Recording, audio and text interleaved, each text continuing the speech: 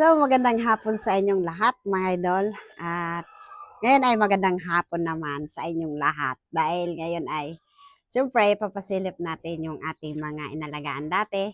At excited na ako kasi, ayan, malalaki na sila mga idol. At ang tagal din natin na hindi nakapag-update at nakapag-video. At sa ngayon ay may bago na naman akong papisa dahil padami na ngayon mga idol yung aking mga pasisiw at nagpisa doon sa santol at saka yung mga inalagaan ko nag-i-improve naman silang lumaki at malulusog at ayan ay ngayon ay papasilip ko sa inyo at excited na ba kayo mga idol kasi ayan ay ang ganda na kasi yung aking mga pasisiw at kahit na ah, ano, araw-araw natin na inasikaso at sulit kasi sa pag-aasikaso kasi mga idol ng mga pasisiw, andyan na talaga yung mahirap dahil kasi masyado silang nating inaalagaan dahil kasi sisiw pa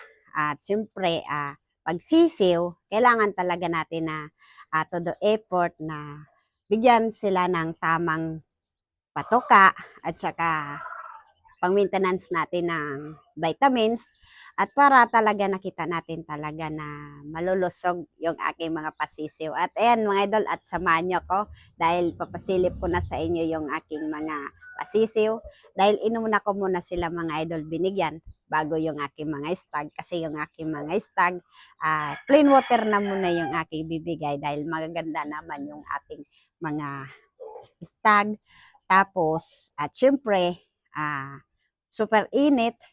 At kanina ay umaga, nagpainom ako ng dextrose para hindi sila ma-dehydrate. Kailangan kasi natin ng ating mga alaga na dextrose kasi ngayon na summer at grabing init. Kaya kailangan nila na mag-inom ng dextrose kasi ay para bumalik yung kanilang energy kasi bawal silang ma-dehydrate. Tapos, siyempre, dyan na naman nagsisimula na ang pamumutla kasi ayan ay super, super init. Ayan, mga idol, at pasilip ko sa inyo yung aking mga pasisiw.